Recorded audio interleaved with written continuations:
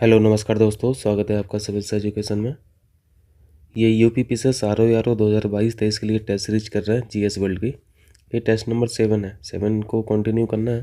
Test number 7 में अभी तक हम लोगों ने 65 क्वेश्चंस किए थे, 2 पार्ट में किए थे। प्ले लिस्ट पर सब सीक्वेंसली है, आप वहाँ से देख लीजिएगा, ठीक है। कंटिन्यू करेंगे 66 से, और ये पार्ट पूरा रहेगा, इसमें 140 कर लेंगे। ये लास्ट पार्ट रहेगा टेस्ट नंबर 7 का। और यूपीपीसीएस प्री 2023 के लिए भी इन सब टेस्ट सीरीज को देखते रहें, ठीक है। आरओ लिखा है, इसका मतलब ये थोड़ी ना है कि आरओ के लिए है। अल्टीमेटली करना क्या है, जीएस की प्रैक्टिस करना है, रिवाइज करना है, तो वो रिवीजन यहाँ से भी हो रहा है, ठीक है। चलिए शुरू करते हैं। 66 देखिए, 66 में क्या है। एक ही कब्र के 2 से अधिक मानव कंकालों के साक्ष्य कहाँ से मिले। इसको मैं शिफ्ट कर लूँ। 2 से अधिक मानव कंकाल पूछा जा रहा है यहाँ पे। दमदमा से तो 41 मानव समाधान यहाँ पे साक्ष्य प्राप्त हुए हैं, जिसमें से किसी किसी ग्रेव में तो 3-3 कंकाल मिले, ठीक है। अगर पूछा जाए कि एक ग्रेव में, एक समाधान में 2 से अधिक कंकाल कहाँ पे मिले हैं, तब भी दमदमा आंसर हो जाएगा, ठीक है। तो यहाँ पे सी आंसर करेक्ट हो जाएगा। ये जो महदाह लिखा है, ये कहाँ पे है, ये यूपी में है, प्रतापगढ़ में। और सराय नहर ये भी प्रतापगढ़ में है।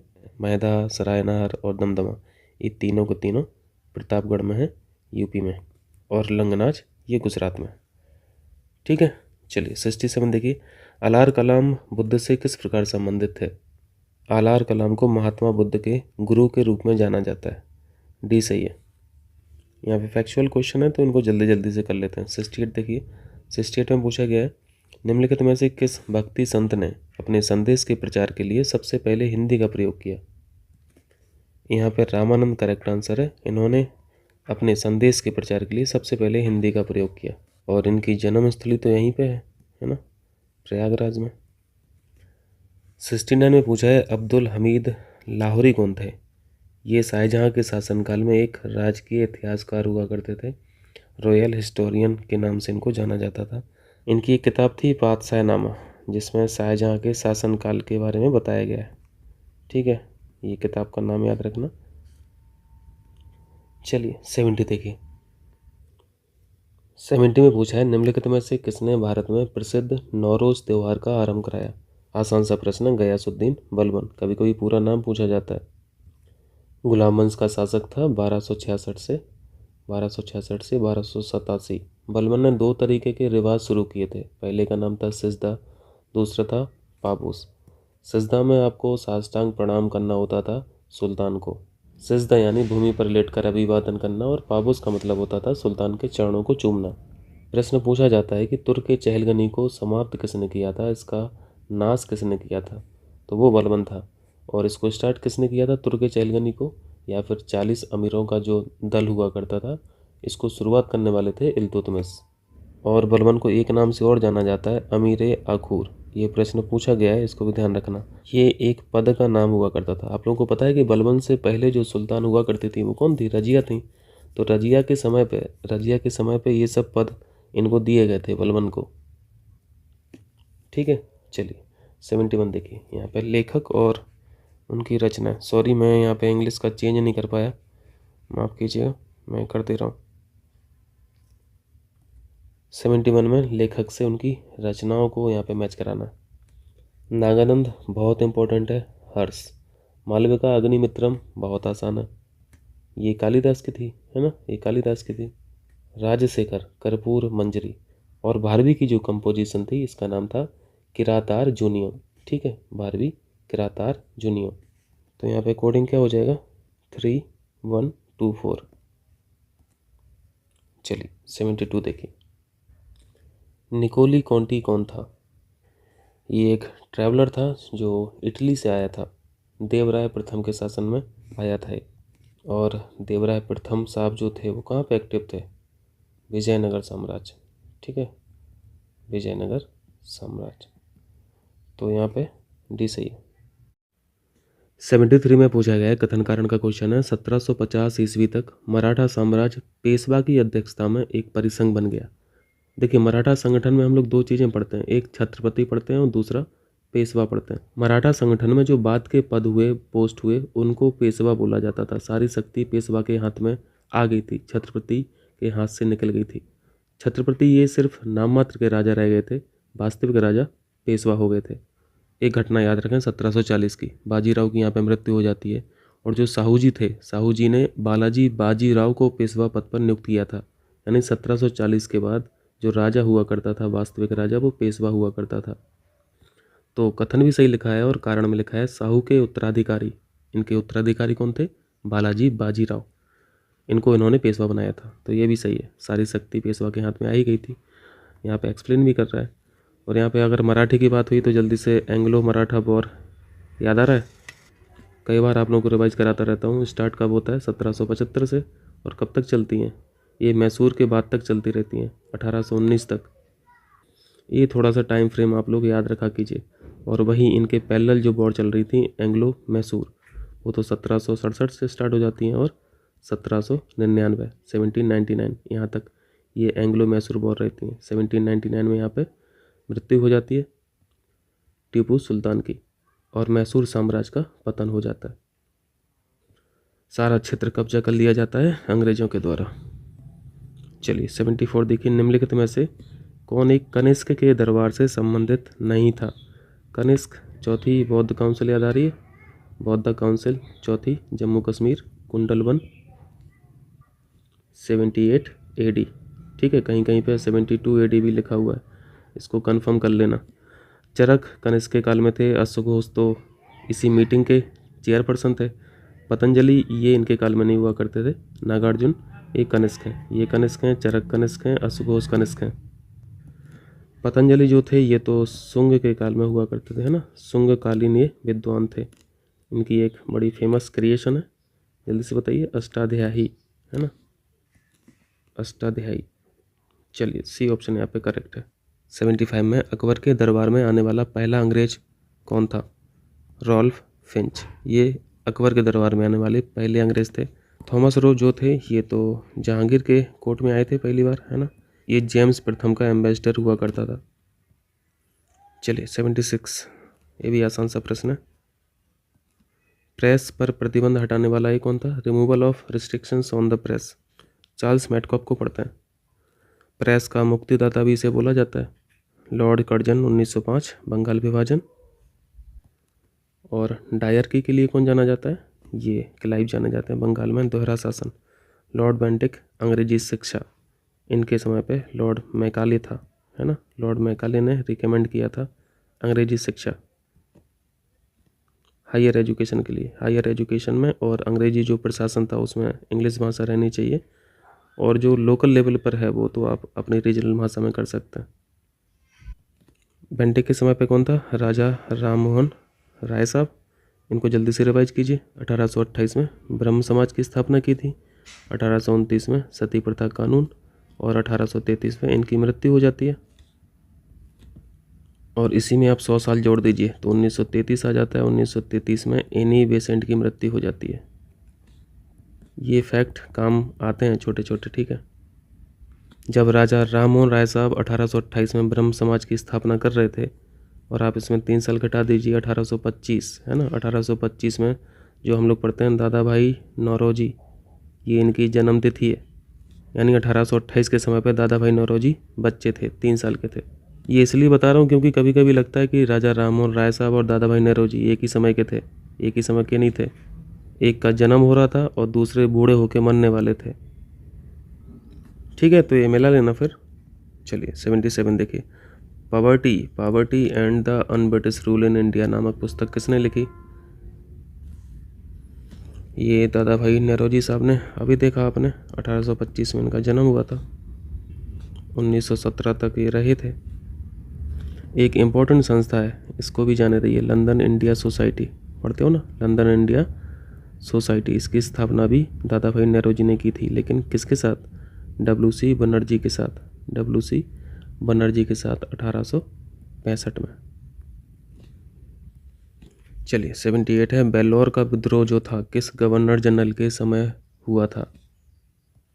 कारण वही था, सामाजिक और धार्मिक रीति रिवाज जो हुआ करते थे सैनिकों के, उसमें हस्तक्षेप करोगे तो फिर रिवोल्ट तो हो गई। 1806 की बात है। उस समय पे गवर्नर जनरल हुआ करते थे सर जॉर्ज बारलो। ये 2 साल रहा ही है, 1805 से 1807 तक। चलिए 79 देखिए, ब्रह्म समाज के बारे में।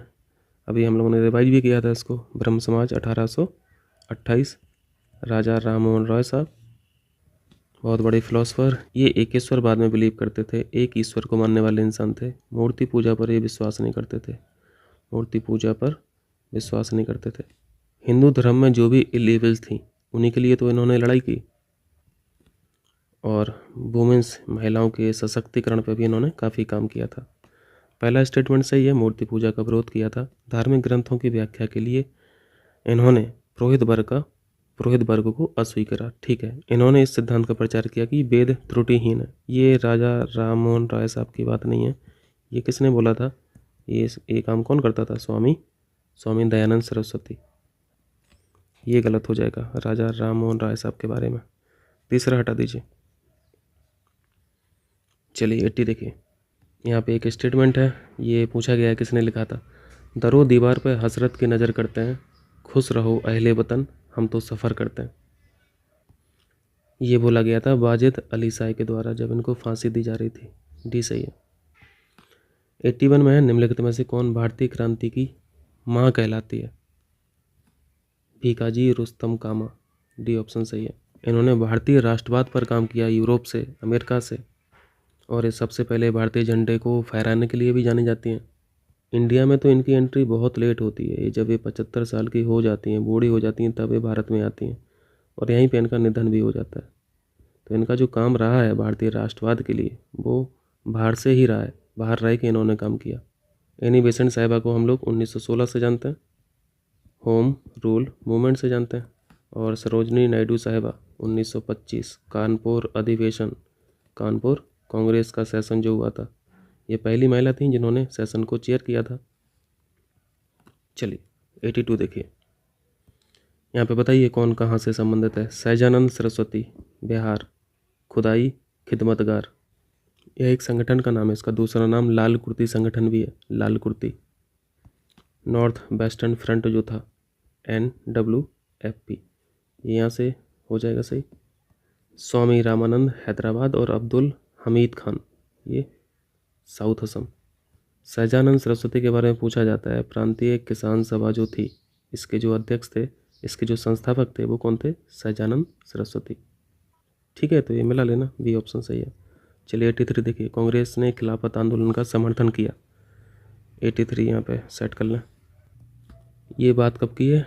ये 1918-19 की बात है ना, और उस समय महात्मा गांधी साहब कांग्रेस के मेंबर हुआ करते थे, और इन्होंने इसी टाइम पे हिंदू मुस्लिम एकता की बात की थी, और एक अच्छी अपॉर्चुनिटी भी थी कि हम इनके लिए भी काम कर लें और मुस्लिम्स के लिए भी काम कर लें।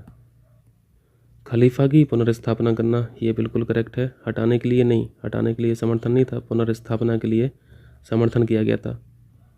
तीसरा है मुसलमानों की सहानुभूति प्राप्त करने के लिए, ये भी करेक्ट है। पहला सही है और तीसरा सही है। चौथे में लिखा है कांग्रेस में जिन्ना को हाशिए पर लाने के लिए, ये गलत है। पहला और तीसरा सही है। 84 में पूछा है, असहयोग आंदोलन के दौरान विदेशी वस्त्रों के लिए जलाए जाने पर किसने महात्मा गांधी को लिखा कि यह निष्ठुर बर्बादी है? असहयोग आंदोलन में क्या हो रहा था? असहयोग आंदोलन में विरोध प्रदर्शन हो रहे थे, विदेशी वस्त्रों को जलाए जाने की बात की जा रही थी, विदेशी वस्त्र जलाए जा रहे थे। तो ये जो रविन्द्रनाथ टैगोर साहब हैं, ये आंदोलन के विरोध में रहते थे हमेशा, ये विरोध प्रदर्शन पर बिलीव नहीं करते थे। इनका मानना था कि ये सब जो हो रहा है ये बर्बादी है, निष्ठुर बर्बादी है। गांधी जी को इन सब के बजाय कुछ क्रिएटिव करना चाहिए। एक इंसान साहित्य लिखने वाला और दूसरा इंसान फील्ड पर काम करने वाला। 1920 की बात है ना, पढ़ना लिखना तो लोग जानते नहीं थे। रविन्द्रनाथ टैगोर साहब का जो लिटरेचर था वो काम आता नहीं। 85 में निम्नलिखित में से कौन कांग्रेस समाजवादी दल का प्रमुख नेता था? आचार्य नरेंद्र देव। डी ऑप्शन सही है। कांग्रेस सोशलिस्ट पार्टी जो थी, इसके संस्थापक कौन थे? आचार्य नरेंद्र देव और जयप्रकाश नारायण। कथन में लिखा है, क्विट इंडिया मूवमेंट भारत छोड़ो आंदोलन से लोगों को जागृत करने और साहस दिलाने में सफलता मिली। सही है। कारण में लिखा है, करो या मरो का नारा लोगों के मन में प्रवेश कर गया था। बिल्कुल सही है, यहाँ पे ये सही है। ये बात आप प्रूव कहाँ से करेंगे? ये बात आप प्रूव करेंगे 1942 के इंडियन नेशनल कांग्रेस के सेशन से। जब यहाँ पे महात्मा गांधी जी संबोधन कर रहे थे, भाषण दे रहे थे, और इस भाषण के लिए पट्टा भी सीतारमैया जी ने लिखा भी है।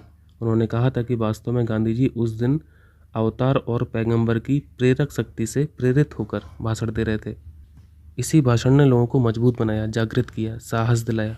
और इस आंदोलन के बारे में अक्सर पूछा जाता है कि ये आंदोलन कैसा था। ठीक है, स्वतः स्फूर्त। चलिए 87 देखिए। 87 में पूछा है भारत के स्वतंत्रता से संबंधित निम्न कथनों पर कौन सा सही नहीं है। ए में लिखा है रोलेट एक्ट से सार्वजनिक रोष की एक लहर उमड़ी जिसके फलस्वरूप जलियांवाला मासेकर जनसंहार हुआ। ठीक है, करेक्ट है। रोलेट एक्ट ये कब की बात है? 1919 की बात है। और ये जलियांवाला बाग कब हुआ था? डेट बताएंगे? 13 अप्रैल है ना, 13 अप्रैल 1999। तो फिर रोलेट एक्ट की डेट क्या होगी? ऑब्वियसली इससे पहले की होगी, शायद मार्च की है ना, मार्च 1919। दूसरा है सुभाष चंद्र बोस ने फॉरवर्ड ब्लॉक को गठित किया था। सही है। तीसरा है Bhagat Singh Hindustan Republic Socialist Association HSRA के संस्थापकों में से एक थे। ठीक है। पहले इस संस्था का नाम क्या था?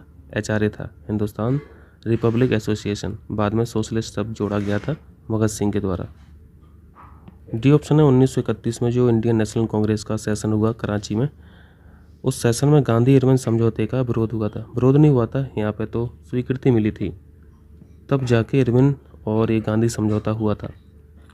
डी गलत है। ठीक है, चलिए 88 देखिए। सूरत विभाजन 1907, कम्युनल अवार्ड ये 1932 की बात है। ऑल इंडिया कॉन्फ्रेंस जो हुई थी, सर्वदलीय सम्मेलन, ये 1928 की बात है। और पूर्ण स्वराज का संकल्प 1929। कहाँ पे ये संकल्प लिया गया था? Indian national Congress Lahore session, है ना, लाहौर सेशन, ये सब मिला लेना। 89 में यहाँ पे पहला लिखा हुआ है थियोडोर बैक। ये कौन थे? ये लेक्चरर थे, इस कॉलेज के लेक्चरर थे, प्राचार्य थे, Mohammedan Anglo oriental college Aligarh के। सही मैच है, ये संबद्ध थे इससे। एल्बर्ट बिल रिपन के काल में ये लागू हुआ था, पारित किया गया था 1883 में। ठीक है, ये ईयर याद रखना, पूछा जाता है। फिरोज शाह मेहता भारतीय राष्ट्रीय कांग्रेस इंडियन नेशनल कांग्रेस से संबंधित थे, दादा भाई नेहरू के साथ के थे। सही है। बदरुद्दीन तैयब जी ये मुस्लिम लीग से संबंधित नहीं थे, इंडियन नेशनल कांग्रेस से ही थे। चौथा गलत है। ठीक है, 1 2 3 सही हो जाएगा। चलिए 90 देखिए। कराइए मैच कराइए, पुस्तक से उनके लेखक मिलाइए। आनंद मठ सबसे आसान दिख रहा है, आनंद मठ बंकिम चंद्र चटर्जी। ठीक है। लाइफ डिवाइन अरविंदो घोष साहब की। BD Savarkar the first Indian war of independence, BD Savarkar. और साधना जो है ये रविन्द्रनाथ टैगोर। पॉज कर लेना वीडियो और थोड़ा सा रिकॉल कर लेना, ये सब मिलाने की ज़रूरत नहीं है। 91 देखिए। 91 में पूछा है तिब्बती गुरु दलाई लामा को किस राज्य या फिर केंद्र शासित प्रदेश के सर्वोच्च नागरिक सम्मान डीवाल RNGM डस्टन से सम्मानित किया गया। ये दलाई लामा के बारे में जानते हैं ना, दलाई लामा एक पोस्ट का नाम है। ठीक है, व्यक्ति का नाम नहीं होता है। अभी जो दलाई लामा है वो 14वें दलाई लामा है। 14वें दलाई लामा का नाम है तेंजिन ग्योत्सो, जिनको हम लोग सामान्यतः दलाई लामा के नाम से जानते हैं। ये पुरस्कार दिया गया है लद्दाख प्रशासन के द्वारा। 92 देखिए। निम्न में से किसने पेरिस ओलंपिक 2024 में पहली बार इंडिया हाउस स्थापित करने के लिए भारतीय ओलंपिक संघ के साथ भागीदारी की? यहाँ पे भागीदारी है रिलायंस इंडस्ट्रीज़ की, RIL। ये ओलंपिक 2024 यहाँ पे बताया गया है, हो कहाँ पर है? पेरिस में, ये ध्यान रखना, पेरिस। चलिए 93 देखिए। सेमीकंडक्टर तथा डिस्प्ले उत्पादन के क्षेत्र में सहायता के लिए सेमीकंडक्टर नीति शुरू करने वाला भारत का पहला राज्य कौन बना? इंपॉर्टेंट क्वेश्चन है, ध्यान रखना है। गुजरात करेक्ट आंसर है। यहाँ पे करंट अफेयर्स के क्वेश्चंस मिलेंगे आपको। 94 में है भारत की पहली हाइड्रोजन ईंधन सेल बस का शुभारंभ कोटा में किया गया है। इसको तो हम लोग करंट अफेयर्स की PDF में कवर किए हैं। ये कोटा में नहीं हुआ है, ये पुणे में हुआ है। ठीक है, पुणे महाराष्ट्र। दूसरा है हाइड्रोजन ईंधन सेल एक विद्युत रासायनिक उपकरण है जो हाइड्रोजन को विद्युत ऊर्जा में परिवर्तित नहीं कर सकता। इसको तो आप कॉमन सेंस से गलत कर देंगे। अगर हाइड्रोजन विद्युत ऊर्जा में परिवर्तन नहीं कर पा रहा तो फिर हाइड्रोजन ईंधन सेल का क्या मतलब है? यहाँ पे बिजली उत्पन्न करने के लिए हाइड्रोजन और वायु का यूज किया जाता है, एयर का यूज किया जाता है। तो ये जो स्टेटमेंट लिखा है गलत लिखा है, पहले भी गलत था, यहाँ पे दोनों गलत है। ठीक है, दोनों गलत है। 95 में किसी नदी पर दुनिया के सबसे ऊंचे पुल के गोल्डन जॉइंट, इसके बारे में पढ़े हो ना, याद आ रहा, करंट अफेयर्स में हम लोग कवर किए थे अच्छे से।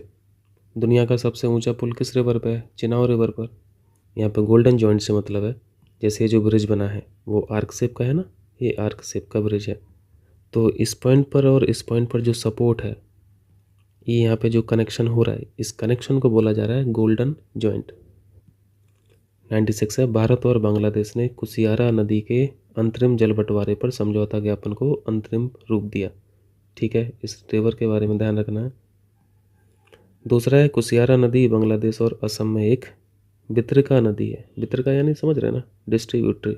हम लोग ट्रिब्यूटरी पढ़ते हैं, ट्रिब्यूटरीज पढ़ते हैं, ट्रिब्यूटरी यानी सहायक नदी, और ये डिस्ट्रीब्यूटरी है। डिस्ट्रीब्यूटरी को हिंदी में बोलते हैं वितरिका। जैसे कोई मेन रिवर है, एक मुख्य नदी जो है, तो इसमें कुछ नदियाँ आके मिलती हैं, तो जो नदियाँ इस मुख्य नदी में मिल रही हैं ये सहायक नदियाँ होती हैं।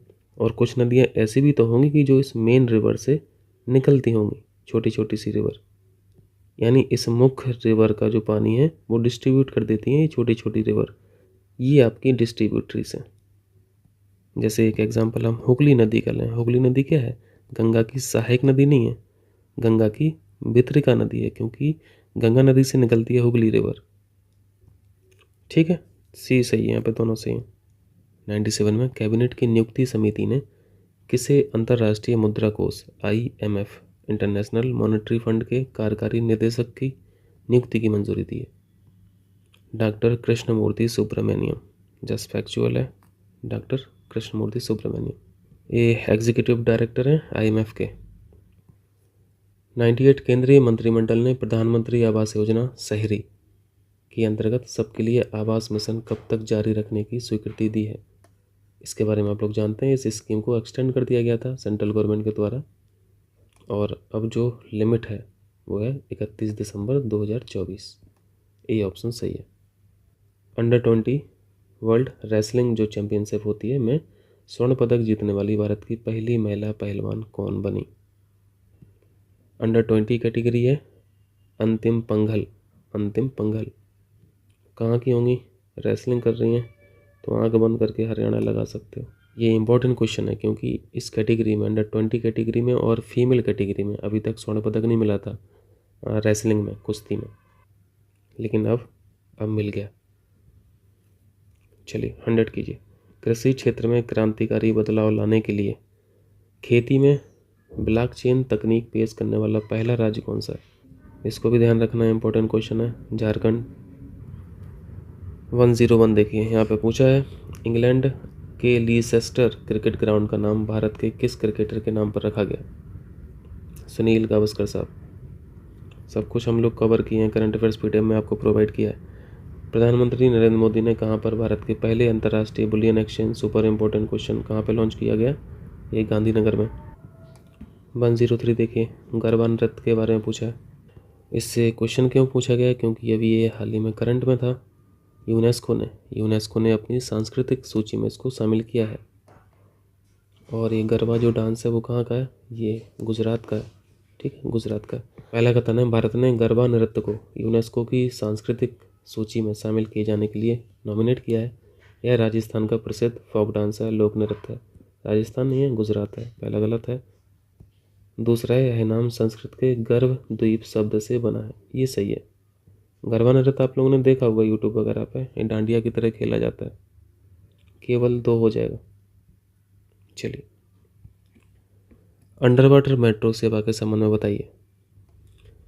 भारत की पहली अंडर वाटर मेट्रो सेवा, अंडर वाटर की बात हो रही है, ठीक है, हैदराबाद में शुरू नहीं की जा रही है, ये कलकत्ता में शुरू की जा रही है। कलकत्ता में। पहला गलत हो गया।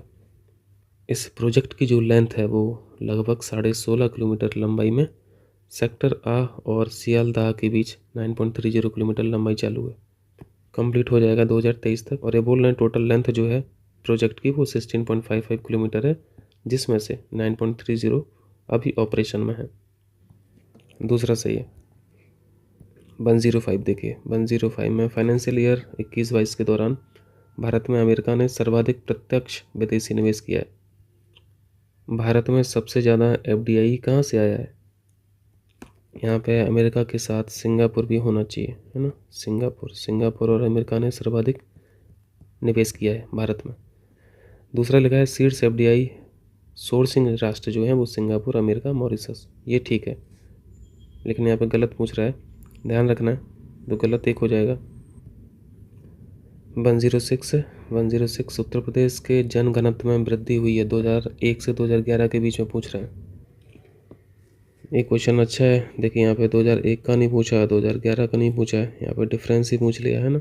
और इस तरीके के क्वेश्चन सेक्स रेशियो में बनते हैं, चाइल्ड सेक्स रेशियो में बनते हैं, पॉपुलेशन डेंसिटी का क्वेश्चन दिया ही है। इससे पहले हम लोग एक लिटरेसी पे क्वेश्चन कर चुके हैं। 2001 में जो जन घनत्व था, पॉपुलेशन डेंसिटी थी, वो 690 थी, 690। लेकिन 2011 में कितना पढ़ते हो, 829 पढ़ते हो ना। तो यहाँ पे 829 से 690 घटाइए, कितना बचा, ये 9 बचा, ये 3 बचा और ये 1 बचा, 139। हर एक किलोमीटर स्क्वायर दायरे में इतने लोग बढ़ गए।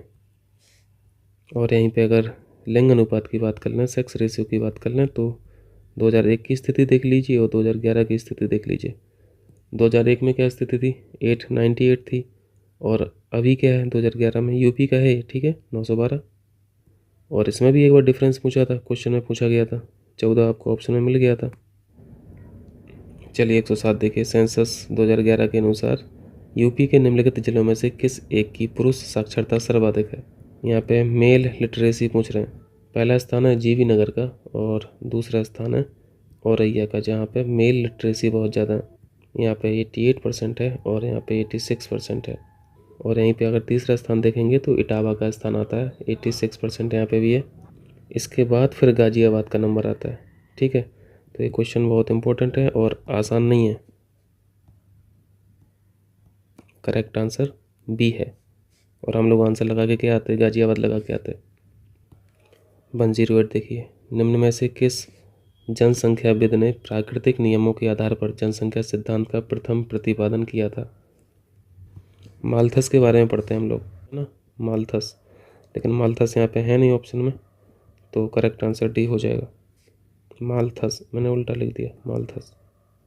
इनकी पॉपुलेशन ग्रोथ को लेके बड़ी रिसर्च रही है।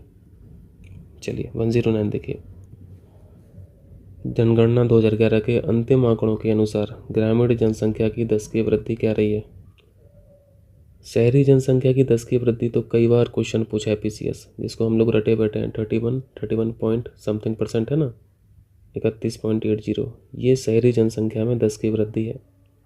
लेकिन ग्रामीण जनसंख्या में इतना ज़्यादा 10 की वृद्धि थोड़ी ना हो जाएगा। आप इसको कॉमन सेंस से पहले ऑप्शन को हटा सकते हैं, दूसरा का तो कोई सवाल ही नहीं है, 48 लिखा है। ग्रामीण जनसंख्या की जो डिकेडल ग्रोथ रही है वो 12.18% रही है, लगभग 12% याद रखें, ठीक है। चलिए 110 देखिए, 110 यहाँ पे लिंग अनुपात का फॉर्मूला ही पूछ लिया। तो क्या पढ़ते हैं हम लोग, 1000 पुरुषों पर स्त्रियों की संख्या देखते हैं, तो कुल स्त्रियों की संख्या बटे कुल पुरुषों की संख्या इंटू 1000, ये सही है। चलिए 111 देखिए, 111 में भी फॉर्मूला ही पूछा है। यहाँ पे 10 की है जनसंख्या वृद्धि, डिकेडल पॉपुलेशन ग्रोथ जो है, इसका क्या फॉर्मूला हो जाएगा। अभी वर्तमान की जनसंख्या लिखिए, उसमें से जो 10 साल पहले की जनसंख्या उसको घटाइए, और अपन में क्या रहता है, अपन में हमेशा बेस रहता है, आधार रहता है, यानी यहाँ पे पूर्व जनसंख्या रहेगा, इंटू 100। तो यहाँ पे ये ऑप्शन करेक्ट है। वर्तमान जनसंख्या से पूर्व जनसंख्या घटाया, अपन में बेस लिखा, यानी पूर्व जनसंख्या इंटू 100। 112 में पूछा, राष्ट्रीय जनसंख्या कोष के पदेन अध्यक्ष कौन होते हैं। एक्स ऑफिसियो चेयरमैन जो है नेशनल पॉपुलेशन फंड के, पीएम होते हैं, ठीक है, प्राइम मिनिस्टर होते हैं। पीएम किस आर्टिकल में, आर्टिकल 75 में। इनके कर्तव्य किस में, 78 में। चलिए 113 देखिए, 113 में पूछा है, ग्रिफिथ टेलर ने नगर विकास की कितनी अवस्थाओं का वर्णन किया। नगर का विकास किन किन चरणों में होता है। मानव के विकास की जो अवस्था है, वही अवस्था इन्होंने नगर के विकास में बताई है। इन्होंने 7 चरण बताए। पहला चरण है पूर्व शैशवावस्था, दूसरा है शैशवावस्था, तीसरी स्थिति है बाल्यावस्था की, चौथी स्थिति किशोर अवस्था की है, पाँचवीं स्थिति प्रौढ़ अवस्था की है, और छठवीं स्थिति लेटर प्रौढ़, उत्तर प्रौढ़ावस्था, और सबसे लास्ट में वृद्धावस्था। यहाँ पे सी सही है। चलिए 114 देखिए, निम्नलिखित में से किस एक अवस्था में नगर के पार्श्व का पतन आरंभ हो जाता है? नगर के पार्श्व मतलब सिटी साइड जो है, सिटी साइड का पतन आरंभ हो जाता है। जो हम लोगों ने ऊपर वाले क्वेश्चन में 7वीं स्टेज पढ़ी है वृद्धावस्था की, इसी अवस्था को बोला जाता है टायरेनोपोलिस। ठीक है, टायरेनोपोलिस, बी ऑप्शन सही है। इस स्थिति में नगर की स्थिति बड़ी भयावह हो जाती है, अनकंट्रोल्ड भीड़ हो जाती है, पॉपुलेशन और पॉपुलेशन ग्रोथ एक सीमा से ज़्यादा हो जाती है। चलिए 115 देखिए, 115 में यहाँ पे नगरीय विकास के प्रमुख सिद्धांत। देखो नगर विकास के बारे में यहाँ पे 3 क्वेश्चन लगातार यहाँ पे उन्होंने दिए हैं। इस क्वेश्चन से तो लग रहा है हम लोग यहाँ पे सिविल इंजीनियरिंग का बेसिक्स सीख जाएंगे, आर्किटेक्चर का। चलिए देखिए, यह जो पहला सिद्धांत है खंड और स्तर सिद्धांत, यानी डिवीज़न और लेवल थ्योरी, ये इसके जो एक्सपोनेंट थे, प्रतिपादक थे, कौन थे? ये तो बड़ा रटने वाला क्वेश्चन है, मुश्किल है याद हो जाए। ये टेलर साहब का था, ग्रिफिथ टेलर, जो अभी ऊपर क्वेश्चन किए हैं। नगर विकास की इन्होंने 7 स्टेज बताई है ना। दूसरा है संकेंद्री कटिबंध सिद्धांत, concentric zone theory, E W वर्गीस। खंड सिद्धांत है होमर होयट का। और संयुक्त वृद्धि सिद्धांत, जॉइंट ग्रोथ थ्योरी, इनके जो एक्सपोनेंट है वो गैरिसन है। पॉज कर लेना यार वीडियो को, थोड़ा सा याद करना, नहीं तो एक बार में याद होने वाला नहीं है। और आप लोग टेस्ट सीरीज को रिवाइज करते रहें, ठीक है। एक बार टेस्ट सीरीज करने से कोई फ़ायदा नहीं है, ये बात बिल्कुल माइंड में बिठा के चलना। दूसरी रीडिंग तो चाहिए किसी भी हालत में, चाहे आप यूट्यूब से कीजिए या फिर हार्ड कॉपी से कीजिए, लेकिन दोबारा रिवाइज करके ज़रूर जाना। आपकी नहीं तो पूरी मेहनत यहाँ पे बेकार हो जाएगी। जो मेहनत कर रहे हो फर्स्ट राउंड में, जो टेस्ट सीरीज आप लोग लगा रहे हो, वो टाइम बेकार नहीं होना चाहिए, है ना। इसका टेस्ट सीरीज का बेस्ट बेनिफिट आपको सेकंड राउंड में मिलेगा, रिवीजन में मिलेगा, आपको सारी चीज़ें याद आएंगी। चलिए नेक्स्ट कीजिए। 116 देखिए, यहाँ पे पूछा है एक व्यक्ति एक वस्तु को 20% लाभ पर बेचना चाहता था, लेकिन वास्तव में उसने इसे 20% हानि पर बेचा। लाभ प्राप्त करने के लिए उसको उस वस्तु को कितने मूल्य में बेचना था? इसको आप ऑप्शन से भी कर सकते हैं। जैसे पहला ऑप्शन 720 ही दिया, तो 720 20% लाभ जोड़ने के बाद ही तो आई होगी, तो आप इससे 20% लाभ निकाल दीजिए। 20% लाभ निकालेंगे तो एक क्रय मूल्य आ जाएगा, और एक क्रय मूल्य कितना हुआ? 600 हुआ। इसको काट दीजिए तो 600 रुपये आया। अब यहाँ पे कह रहे हैं 20% हानि पर बेच दिया तो 480 रुपये वैल्यू आती है। 600 से 20% हानि निकाल दीजिए तो इसकी वैल्यू 80% बची। इसको काटिए, कितना हुआ? ये 480 हुआ, तो 480 सेटिस्फाई होगी, यानी 720 करेक्ट आंसर है। और एक बेसिक सा जो फॉर्मूला होता है आप उससे भी कर सकते हो। जैसे सेलिंग प्राइस क्या होता है, विक्रय मूल्य क्या होता है? क्रय मूल्य इंटू लाभ या फिर हानि जो भी हो, 100 से भाग कर दीजिए। मैं यहाँ पे लिख दे रहा हूँ, विक्रय मूल्य क्या होता है? विक्रय मूल्य बराबर क्रय मूल्य इंटू यहाँ पे 100 प्लस, अगर लाभ है तो प्लस कर देते हैं, हानि है तो, और हानि है तो नेगेटिव कर देते हैं, लॉस या फिर प्रॉफिट अपॉन 100। यही पढ़ते हो ना आप। इस वाले स्टेटमेंट से यहाँ से क्रय मूल्य निकाल सकते हो। विक्रय मूल्य हमें 480 दिया है, 480 पे बेच रहा है ना, तो 480 विक्रय मूल्य हो गया। क्रय मूल्य नहीं पता, इंटू 100 किया, यहाँ पे 20% हानि है तो नेगेटिव किया, और लॉस भी है, लॉस है तो नेगेटिव किया, और वैल्यू 20% है, वैल्यू पुट कर दी। अब यहाँ से आप क्रय मूल्य की वैल्यू निकाल लीजिए। क्रय मूल्य निकालेंगे तो ये 80/100 हो जाएगा। इसको काटा पीटी कर लीजिए तो 600 रुपये आ जाएगी। अब यहाँ से क्रय मूल्य आ गया। अब 20% लाभ पर बेच दीजिए और देख लीजिए कितना मूल्य बन रहा। तो 20% जब लाभ बेचेंगे, यानी इसी में फिर से पुट कर दीजिए। विक्रय मूल्य हमें निकालना है, तो विक्रय मूल्य, ठीक है, विक्रय मूल्य, क्रय मूल्य की वैल्यू 600 है, ठीक है। 20% लाभ चाहिए, तो 100 प्लस 20 हो जाएगा, यानी 120 हो जाएगा, बटे 100, काटिए इसको, 720 आ गया। तो करेक्ट आंसर है ये, ठीक है। चलिए 117 देखिए। 117 में किसी आयताकार यानी रेक्टेंगल आयताकार मैदान की लंबाई और चौड़ाई में 3/2 का अनुपात है। यदि इसका परिमाप 80 मीटर हो तो इसकी चौड़ाई, आसान सा प्रश्न है। आयत बना लीजिए, ये आयत हो गया, ये लेंथ है और ये विड्थ है।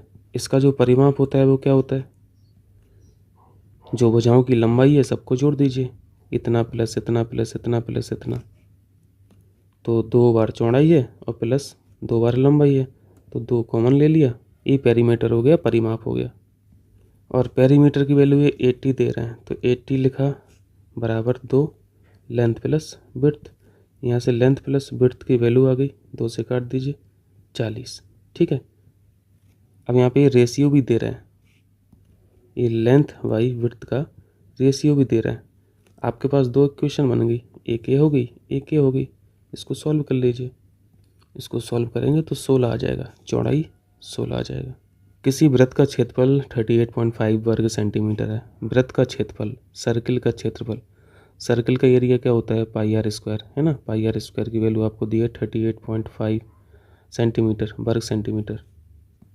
और बोल रहे हैं उसकी परिधि की लंबाई यहाँ पे बताना है, परिधि की लंबाई बताना है। परिधि क्या होती है सर्किल की, 2 पाई आर होती है ना। 2 पाई आर की वैल्यू बतानी है, तो आसान है। आर की वैल्यू यहाँ पे चाहिए बस हमें, पाई की वैल्यू जानते ही हैं। आर की वैल्यू यहाँ से निकल जाएगी। जैसे गणित के कुछ फंडे याद रखा कीजिए। आर बराबर, देखो नॉर्मली रेडियस की वैल्यू कितनी आती है, 7 आती है, या फिर 14 आती है ना, या फिर 21 आती है। ऐसे क्यों आती है, क्योंकि पाई की वैल्यू 22/7 है। तो ये जो 7 है, ये 7 से आर यहाँ पर रहता है चूँकि आर स्क्वायर, तो ये आर की वैल्यू नॉर्मली ऐसे ही रहती है जो 7 से कट जाए। इसलिए या 7 रहेगी, या 14 रहेगी, या 21 रहेगी। 7 से कट जाता है ना, 14, 21, 7, यानी 7 के मल्टीपल में रहती है। नॉर्मली आप ऐसे ही देखेंगे। तो अगर आर की वैल्यू 7 आती है तो एरिया जो होता है वो 154 होता है। ये मतलब बेसिक सी चीज़ें हैं, ये पता होना चाहिए। यदि आर बराबर 21 है तो एरिया की वैल्यू 616 आती है। ये सब चीज़ें मैं रटने के लिए नहीं बोल रहा हूँ, एक ऑब्जर्वेशन के लिए बोल रहा हूँ। 7 से पहले की वैल्यू, आर की वैल्यू 3.5 भी हो सकती है। 7 का आधा 3.5 हुआ ना, तो जब आर की वैल्यू 3.5 रहती है तो एरिया की वैल्यू 38.5 ही आती है। वही क्वेश्चन पूछ ही लिया। यहाँ पे 7 से नहीं पूछा, यहाँ पे 14 से नहीं पूछा, 21 से नहीं पूछा, 3.5 से पूछ लिया। अगर ये चीज़ें आपको पता होती तो आप 38.5 को देख के ही आर की वैल्यू 3.5 आपके माइंड में आ जाता और आप फटाक से पेरीमीटर निकाल देते। तो आप इसको सॉल्व कीजिएगा, ठीक है। सॉल्व करना तो आर की वैल्यू 3.5 ही आएगी। और आर की वैल्यू जब 3.5 आ जाएगी तो फिर आर की वैल्यू आप यहाँ पर रख दीजिए, 2 × 22/7 इंटू आर की वैल्यू 3.5। 3.5 से 7 काटा, 2 बार कटा, 2 से 2 कट गया, वैल्यू आ गई 22। पेरीमीटर 22 हो गया। कर लेंगे, चलिए। 2 नगरों ए तथा बी के बीच की दूरी 330 किलोमीटर है। एक नगर ए है, दूसरा नगर बी है। इसके बीच की दूरी कितनी है, 330 किलोमीटर। ठीक है। 2 रेलगाड़ी हैं, एक रेलगाड़ी 1 है, एक रेलगाड़ी 2 है। एक रेलगाड़ी ए से बी की ओर प्रातः 8 बजे 60 किलोमीटर प्रति घंटा की गति से चलती है। यानी R1 ट्रेन जो है वो ए से बी की तरफ जा रही है। कितनी स्पीड से, 60 किलोमीटर प्रति घंटा की स्पीड से। और दूसरी रेलगाड़ी बी से ए की तरफ आ रही है, यानी ये R2 जो है वो बी से ए की तरफ आ रही है। लेकिन इसने 9 बजे शुरू की यात्रा, ये 8 बजे इसने की, और इसकी स्पीड है 75 किलोमीटर प्रति घंटा। पूछा गया है भी दोनों कितने बजे मिलेंगी। यहाँ पे फिर से हम लोग करते हैं, ये पॉइंट है, ये बी पॉइंट है। देखिए पहले कौन सी ट्रेन चल रही है, 8 बजे चल गई है R1, और ये 9 बजे चल रही है। तो पहले ए को 1 घंटा चला देते हैं, 9 बजवा देते हैं, है ना। 9 बजेगा तभी तो दूसरी ट्रेन चलेगी। तो ये जो R1 है 1 घंटे में कितना दौड़ लेगी, 1 घंटे में तो 60 किलोमीटर ही जा रही है, 60 किलोमीटर चल गई है। यानी R1 की स्थिति 9 बजे, 9 बजे कहाँ पे है, इस पॉइंट पे है, और इसने 60 किलोमीटर तय कर ली है। जब 60 किलोमीटर तय कर लिए तो अब ये पूरी दूरी कितनी बची है, टोटल 330 थी, 60 घटा दीजिए तो 270 बचा ना। 9 बज गया, और 9 बजे क्या है, बी पे अभी R2 खड़ी है, 9 बजे इसको चलना है। अब दोनों का टाइम सेम हो गया, अब चलाइए। और एक कॉमन सी गणित है, अगर 2 वस्तुएं एक दूसरे के सामने आ रही हैं तो दोनों की स्पीड जुड़ जाती है ना। और जब अपोजिट डायरेक्शन में जा रही हैं तो यही जो चाल है वो घट जाती है। स्पीड बराबर चाल बराबर दूरी बटे समय। ठीक है, दूरी बटे समय। यहाँ से टाइम को भी लिख सकते हैं, तो समय बराबर क्या हो जाएगा, दूरी बटे चाल हो जाएगा, है ना। तो अब हम लोगों को दूरी भी पता है और चाल भी पता है। दूरी कितनी है, 270 किलोमीटर ही है दोनों ट्रेनों के बीच की। और चाल कितनी हो जाएगी, चाल दोनों की जोड़ देना अब। तो दूरी 270 किलोमीटर है, ठीक है। 270 और चाल कितनी हो जाएगी, इसकी 60 है और उसके दूसरे वाले की 75 है। 60 और 75 कितना हुआ, 135। और ये सीधा सीधा 2 बार कट जाता है ना, 2 बार कट जाता है। तो अब बता दीजिए, 2 घंटा जोड़ दीजिए 9 में, तो 11 बज जाएगा। 11 बजे मिल जाएंगे, कर लेंगे। चलिए,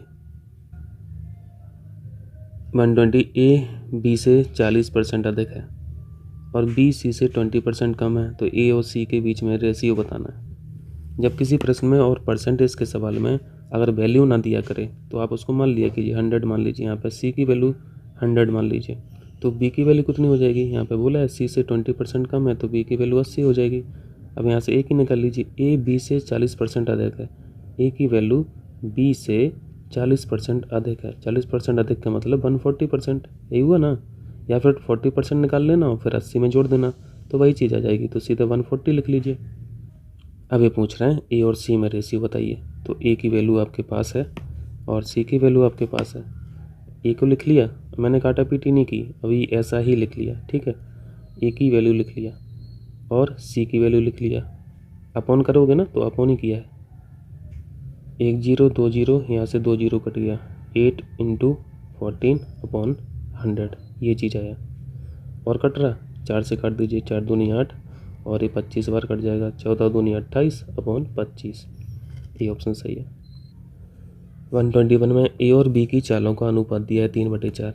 ए की चाल कितनी है, 3 है, 3x है, ठीक है, 3x है। और बी की चाल 4x है।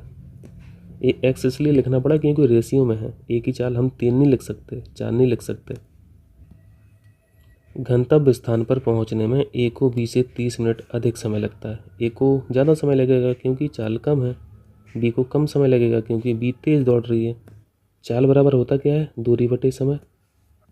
अगर यही चीज़ हम ए के लिए निकालें तो ए का टाइम कितना हो जाएगा, ए का टाइम हो जाएगा दूरी ए की, मतलब दूरी कितनी तय की ए ने, और ए की चाल। यानी यहाँ से हमें ए का टाइम पता चल गया। डिस्टेंस तो सेम है, ठीक है, डिस्टेंस सेम है। और यहाँ पे जो स्पीड है ए की वो 3x है। इसी तरह बी का भी हमें टाइम पता चल जाएगा। ये डिस्टेंस हो जाएगी बी की और इसकी चाल हमें पता है 4x। अब यहाँ पे ये स्टेटमेंट पढ़िए, यहाँ पे एक रिलेशन दिया हुआ 30 मिनट अधिक समय लगता है, मतलब यहाँ पे समय की बात की गई है ना, इसलिए दोनों का समय निकला ताकि घटा सकें। ए को जो समय लग रहा है वो बी के समय से 30 मिनट ज़्यादा लग रहा है, यानी आधा घंटा ज़्यादा लग रहा है। ए क्वेश्चन में दिया हुआ है ए का जो टाइम है वो इतना है और बी का इतना है। वैल्यू पुट कर दीजिए फटाफट। डिस्टेंस तो सेम है तो डी ही लिख रहा हूँ। अब ये 3x हो गया बराबर टी बी, ये जो टाइम है बी का वो कितना है, डिस्टेंस अपॉन 4x बराबर आधा घंटा, ठीक है, आधा घंटा। इन दोनों को सॉल्व कर लेना। D Y 3x minus D Y 4x करोगे तो डी वाई 12x आ जाएगा और बराबर आधा घंटा हो गया। इन सबको आप ऑप्शन से भी कर सकते हो, कोई दिक्कत नहीं है। अब आपको डी वाई 12x की वैल्यू पता है आधा घंटा, और हमें बताना क्या है, ए का टाइम बताना है। ए का टाइम क्या था, ए का टाइम d/3x था, है ना, dy 3x था। आप इस चीज़ को dy 3x बना सकते हो, बिल्कुल बना सकते हो। dy 3x बनाना है 12x। आप यहाँ से अगर 4 से गुणा कर देंगे दोनों तरफ तो ये dy 3x बन गया, और राइट हैंड साइड में 1/2 × 4 से गुणा किया तो ये 2 घंटा आ गया। dy 3x की वैल्यू 2 घंटे आ गई, और dy 3x ही चाहिए था क्योंकि dy 3x ए का समय था। 122 देखिए, रहीम सीधा बिंदु ई से एफ तक 5 किलोमीटर दूर गया। कोई बिंदु मान लीजिए, ई मान लीजिए, ए ई है, ई से एफ चला दीजिए 5 किलोमीटर, ठीक है, ये एफ हो गया। अब रहीम एफ से बाएं मुड़कर 6 किलोमीटर दूर जी तक पहुंच जाता है। अभी यहाँ पे है रहीम, वो बाएं मुड़ा, 6 किलोमीटर चला और जी तक पहुंचा। वहाँ बाएं मुड़कर 5 किलोमीटर दूर बिंदु एस तक गया। अब फिर से बाएं मोड़ दीजिए, 5 किलोमीटर चला दीजिए। चूँकि ए ओ ए डिस्टेंस अब बराबर हो जाएगी तो बराबर लिख दिया, ए एच हो गया। वह फिर बाएं मुड़ा और 2 किलोमीटर चला, बाएं मोड़ दिया, 2 किलोमीटर चला, ये 2 किलोमीटर है। चूँकि यहाँ से लेके डिस्टेंस यहाँ तक कितनी है, ये 6 है, ये वाली डिस्टेंस जो है वो यही हो जाएगी। ये आई पॉइंट है, आई तक पहुँच गया। अब वह प्रारंभिक बिंदु से कितनी दूर है, यहाँ से लेके अब यहाँ तक कितना दूरी बचा है, 6 में से 2 घटा दीजिए, 4 बचा, बी ऑप्शन सही हो जाएगा। चलिए 123 देखिए, 123 में पूछा है सीमा सुधीर की बहू है और रमेश की भाभी, मोहन सुधीर का पुत्र है। तो पहले स्टेटमेंट से चलते हैं। ये सीमा हो गई और ये सुधीर है। सुधीर की बहू है सीमा, ठीक है, बहू यानी सुधीर के कोई बेटे होंगे, बेटी की जो पत्नी है उनका नाम सीमा है, बट बेटे के बारे में अभी पता नहीं है। आगे लिखा है और रमेश की भाभी है, सीमा जो है वो रमेश की भाभी है। आगे लिखा है मोहन सुधीर का पुत्र है, ये जो सुधीर के बेटे थे इन्हीं का नाम है मोहन, ठीक है, और मोहन की जो पत्नी है यही सीमा है। यहाँ से क्लियर हो गया। तो सुधीर के दो ही बेटे हैं, एक मोहन है और एक रमेश है। चूँकि रमेश की भाभी है सीमा, तो फिर पत्नी किसकी हुई? मोहन की हुई। तो यहाँ पे पूछा है सीमा और मोहन के बीच क्या संबंध है? यहाँ पे पति पत्नी का रिलेशन है। डी ऑप्शन करेक्ट हो जाएगा। चलिए 124 देखिए। 124 में 40 खिलाड़ियों के एक समूह में कुछ क्रिकेट खेलते हैं, कुछ फुटबॉल खेलते हैं, कुछ दोनों खेलते हैं। आगे कह रहे हैं यदि 30 क्रिकेट खेलते हैं, 30 क्रिकेट खेल रहे हैं, ठीक है, और 20 दोनों खेल रहे हैं, यानी ये 20 फुटबॉल भी खेल रहे हैं, क्रिकेट भी खेल रहे हैं, तो क्रिकेट के कितने हो गए खेलने वाले? 30 तो पहले खेल ही रहे थे और 20 ये भी तो हैं जो क्रिकेट खेल रहे हैं, यानी टोटल क्रिकेट खेलने वाले लोग 50 हो गए। तो यहाँ पे पूछा है तो केवल फुटबॉल खेलने वाले खिलाड़ी कितने हैं? 40 घटा दीजिए इससे, क्योंकि 40 जो है वो क्रिकेट खेल रहे थे, तो 10 ऐसे हैं जो सिर्फ फुटबॉल खेलते हैं। भी सही है। 125 आपको एक व्यंजक दिया है, एक्सप्रेशन दिया है 5 + 4 - 18 × 3।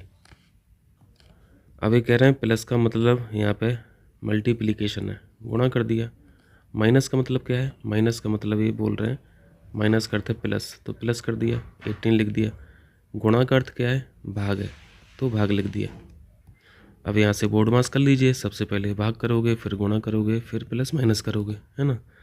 तो ये 5 × 4 प्लस, इसको पहले सॉल्व करोगे, 18/3 कितना हो गया? ये 6 हो गया। तो 5 × 4 + 6। अब इसको सॉल्व करोगे क्योंकि मल्टीप्लाई है, तो ये 20 हो गया प्लस 6, ये 26 करेक्ट आंसर हो गया। चलिए 126 निम्नलिखित में से कौन से संविधान संशोधन अधिनियम के द्वारा भारतीय संविधान की प्रस्तावना में संशोधन किए गए? तो आसान से क्वेश्चन है। 42 कॉन्स्टिट्यूशनल अमेंडमेंट एक्ट CAA 1976, है ना। और कौन कौन से शब्द जोड़े गए थे? SSI पढ़ते हैं हम लोग।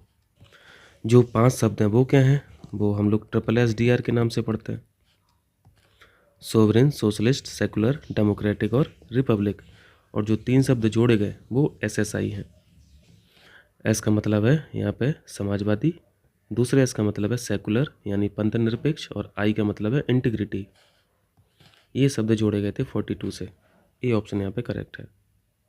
127 में वाइस प्रेसिडेंट को उसके पद से हटाए जाने के संदर्भ में बताइए। पहले प्रेसिडेंट को याद कर लो जल्दी से।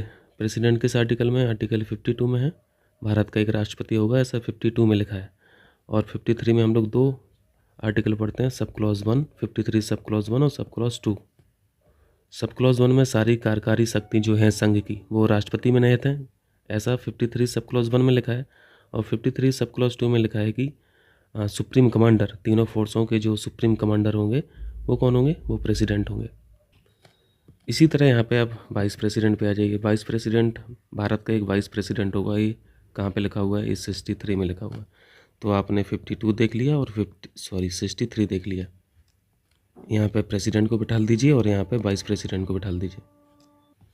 अब पहला स्टेटमेंट पढ़िए। राज्यसभा में प्रस्ताव को आरंभ करने के पश्चात लोकसभा की स्वीकृति द्वारा। ठीक है, बिल्कुल सही है। सबसे पहले यहाँ पे आपको मोशन को इनिशिएट कराना पड़ता है राज्यसभा में, और उसकी स्वीकृति चाहिए लोकसभा में। पहला करेक्ट है।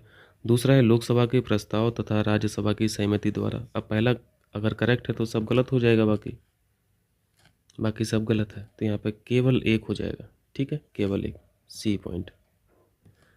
128 भारत के महान्यायवादी यानी अटॉर्नी जनरल ऑफ इंडिया, संघ सरकार के, केंद्र सरकार के जो सबसे बड़े वकील हैं वो AGI हैं, अटॉर्नी जनरल ऑफ इंडिया। इनको असिस्ट करने के लिए सॉलिसिटर जनरल होते हैं। आर्टिकल 76 में हम लोग पढ़ते हैं इनको, AGI साहब को। आर्टिकल 76 में AGI साहब का जिक्र है। संघ सरकार का जो अदालत में पक्ष रखते हैं वो कौन रखते हैं? AGI साहब रखते हैं। और इनके बारे में हम लोगों ने क्या सीखा था, ये संसद के जो सदन है, जो भी कार्रवाई हो रही है इन सदनों में, उसमें ये पार्टिसिपेट करते हैं, ठीक है, ताकि पता चले कि संघ सरकार कर क्या रही है, तभी वो उसी हिसाब से अपना मुकदमा तैयार करेंगे, है ना। इन्फॉर्मेशन तो होना चाहिए ना, नहीं तो अदालत में बोलेंगे क्या। लेकिन इनको वोट करने का अधिकार नहीं है, ये सीखा था। और ये भी जाना था कि संविधान में एजीआई को हटाने का कोई प्रोविज़न नहीं है, क्योंकि ये पीओपी पर काम करते हैं, राष्ट्रपति के प्लेजर ऑफ प्रेसिडेंट, यानी प्रसाद पर्यंत। अब पढ़िए पहला स्टेटमेंट, महान्यायवादी संसद के दोनों सदनों की कार्यवाही में भाग ले सकता है। सही है। क्यों ले सकता है, आपने सीख लिया। महान्यायवादी अपने कार्यकाल में निजी विधिक कार्यवाही नहीं कर सकता, ये गलत है, कर सकता है। महान्यायवादी राष्ट्रपति के प्रसाद पर्यंत अपना पद धारण करता है, ये करेक्ट है। तो यहाँ पे क्या पूछा था, गलत पूछा था। गलत कौन सा है, केवल दो। मैच कराइए यहाँ पे। मूल कर्तव्यों यानी फंडामेंटल ड्यूटीज़ को संविधान में जोड़ा गया। कब जोड़ा गया था, 42 से जोड़ा गया था, 1976 में। पहले जो फंडामेंटल ड्यूटीज़ थी वो 10 थी, है ना, बाद में फिर एक जोड़ी गई। अब टोटल कितनी है, 11 है। ये जो लास्ट में एक जोड़ी गई, ये किससे जोड़ी गई थी, 86वें संविधान संशोधन से जोड़ी गई थी 2002 में, है ना। तो इसका 3 हो जाएगा। दूसरा है मतदान की उम्र को 21 से घटाकर 18 कर दिया गया। ये सारे क्वेश्चंस रिपीटेड हैं, आप लोग जान रहे होंगे इनको। 61 कॉन्स्टिट्यूशनल अमेंडमेंट एक्ट था, 61 में याद रखना है, और ईयर है 1989। 1 हो जाएगा। तीसरा है सहकारी समिति बनाने के अधिकार प्रदान किए गए। इन सहकारी समितियों को संवैधानिक दर्जा कब दिया गया था, ये पहले ये बताइए। पार्ट नंबर किस में है, पार्ट नंबर हम लोग 9 पढ़ते हैं, पार्ट 9A पढ़ते हैं, पार्ट 9B पढ़ते हैं। इसमें क्या है, इसमें पंचायतें हैं, इसमें म्यूनिसिपैलिटीज़ हैं, और 9B में सहकारी समितियां हैं, कोऑपरेटिव सोसाइटीज़ हैं।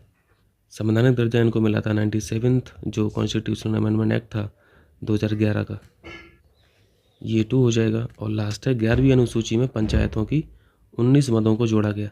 देखिए आप लोग जानते हैं ये 11वीं अनुसूची और 12वीं अनुसूची, ये पंचायती राज है और ये म्यूनिसिपैलिटीज़ है। 11वीं 73 से जोड़ी गई थी और 12वीं 74 से, ईयर 1992। लागू वर्ष अगर पूछे तो 1993 कर देना। जो यहाँ पे पार्ट 9 में पंचायती राज है, भाई यहाँ पे 11वीं अनुसूची में है। जो यहाँ पे 9A में जो म्यूनिसिपैलिटीज़ हैं, वही यहाँ पे 12वीं अनुसूची में है। तो ये एक साथ ही जोड़े गए।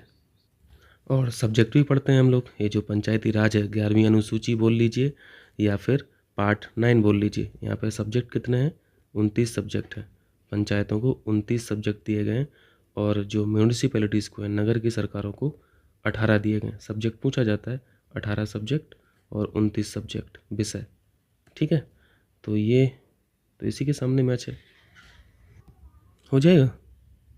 130 में है, निम्नलिखित में से भारत के संविधान का कौन सा अनुच्छेद लोक नियोजन में अवसर की समानता को परिभाषित करता है। Equality of opportunity in public employment, article 16। जो ओबीसी को रिजर्वेशन दिया जाता है, एससी को और एसटी को, ये सारे प्रोविज़न आपको 16 में दिखेंगे। आप 16 के सब क्लॉज पढ़ना तो आपको पता चलेगा। बी ऑप्शन सही है। 131 में है, भारतीय संसद में शामिल कौन कौन से हैं। राष्ट्रपति होते हैं, लोकसभा होती है, राज्यसभा होती है। लोकसभा और राज्यसभा में बिल को फ्रेम किया जाता है, विधेयक को फ्रेम किया जाता है, और फाइनली मोहर कौन लगाता है, राष्ट्रपति। तब जाके वो कानून बनता है, लॉ बनता है, एक्ट बनता है। तो लोकसभा चाहिए, राज्यसभा चाहिए और राष्ट्रपति चाहिए। उपराष्ट्रपति को हटा दीजिए, 2 नहीं होता है, 134 हो जाएगा। संसद का जिक्र किस आर्टिकल में है, आर्टिकल 79। और 80 में क्या है, यहाँ पे राज्यसभा है। और 81 में क्या है, यहाँ पे लोकसभा है। चलिए 132 कीजिए। राज्यपाल को सहायता और सलाह देने के लिए गठित काउंसिल ऑफ मिनिस्टर मंत्रिपरिषद का उल्लेख संविधान के किस अनुच्छेद में है। अगर संघ की काउंसिल ऑफ मिनिस्टर की बात करें, मंत्रिपरिषद का जिक्र करें, तो आर्टिकल 74 होता है ना। और अगर आपको सेंटर से स्टेट में जंप करना है तो नॉर्मली जो कोडिंग होती है 89 की, आप 89 जोड़ दीजिए तो वो राज्य के आर्टिकल बन जाते हैं। अगर आप 89 जोड़ेंगे तो ये 163 हो जाता है। तो 163 में राज्यों की मंत्रिपरिषद है। और ये ट्रिक जो है हर जगह काम नहीं करती है, कुछ आर्टिकल तक काम करती है। इसी तरह हम लोग आर्टिकल 75 पढ़ते हैं। प्राइम मिनिस्टर जो हैं वो, उनकी नियुक्ति कौन करता है, प्रेसिडेंट करते हैं, आर्टिकल 75 से करते हैं। और प्रेसिडेंट पीएम की सलाह पर बाकी मंत्रियों की नियुक्ति करते हैं, ऐसा 75 में लिखा है। अब अगर आपको स्टेट पे जाना है, राज्यों पे जाना है, तो इसमें 89 जोड़ दीजिए तो 164 हो जाता है। तो 164 में राज्यों के सीएम है और इनको नियुक्त कौन करेगा? गवर्नर करेंगे और गवर्नर सीएम की सलाह पर बाकी मंत्रियों की नियुक्ति करेंगे। तो ये सारी चीज़ें 164 में मिल जाएगा। 133 डीपीएसपी पूछा है।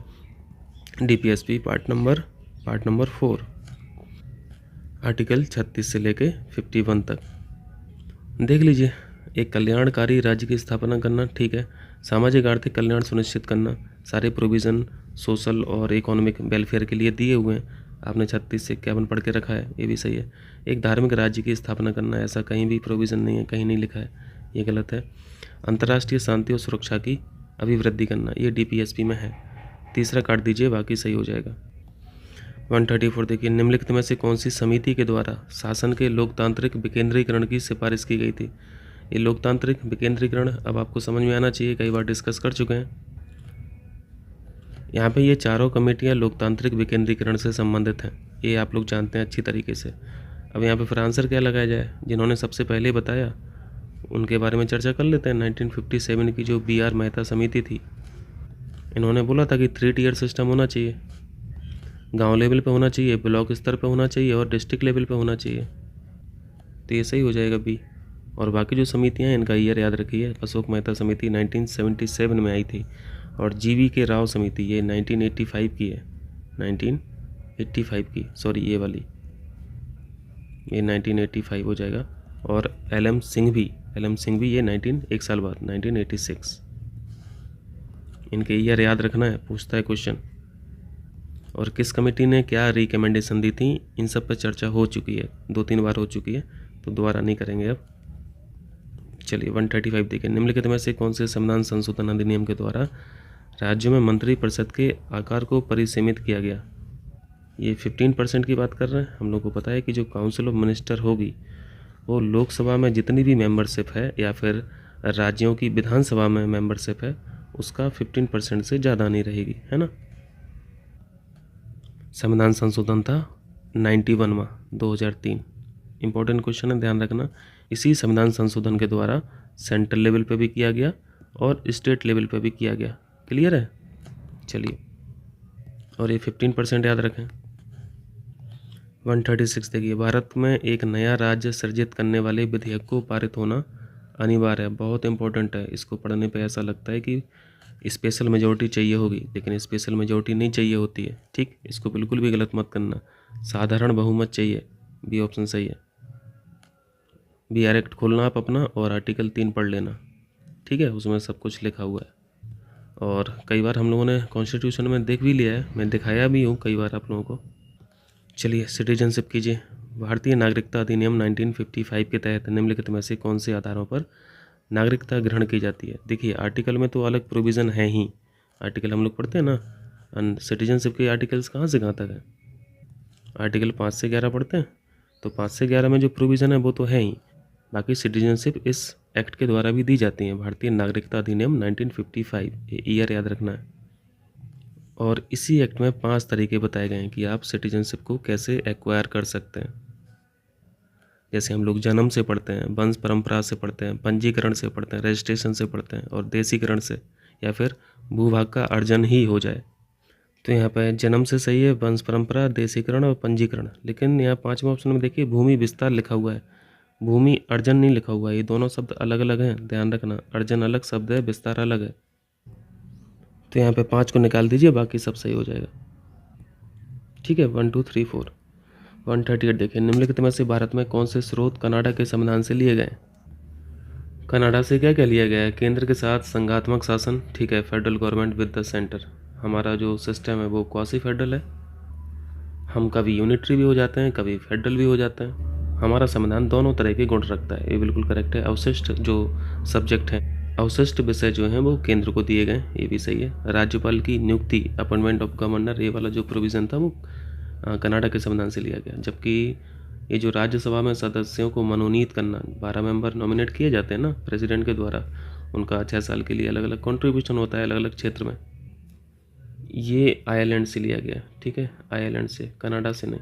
तो ये चौथा गलत हो जाएगा, इसी को निकाल दीजिए, बाकी सब सही है। 1 2 3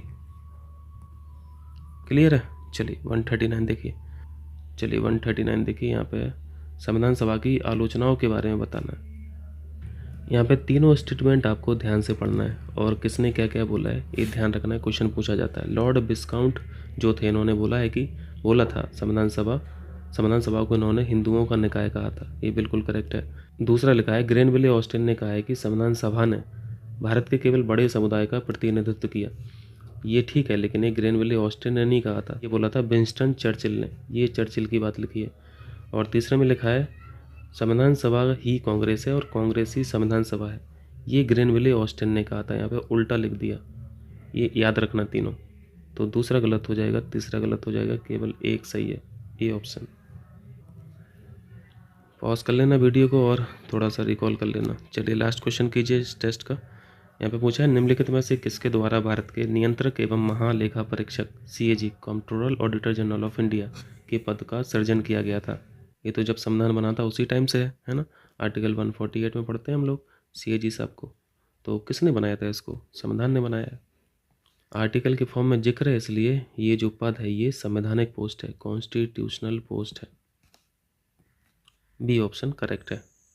ठीक है, तो ठीक है भैया, यहाँ पे टेस्ट नंबर 7 यानी 7 टेस्ट हम लोगों ने कर लिए हैं UPPCS RO के लिए और UPPCS प्री के लिए भी कह लीजिए। जो भी कैंडिडेट दोनों एग्जाम से एंगेज हैं इन सब टेस्ट को भी देखते रहें, PCS वाले भी इस टेस्ट को देखें। मिलते हैं फिर 8वें टेस्ट में। 8वां टेस्ट GS का ही है, 9वां टेस्ट हिंदी का मिलेगा आपको। चलिए बहुत बहुत शुक्रिया।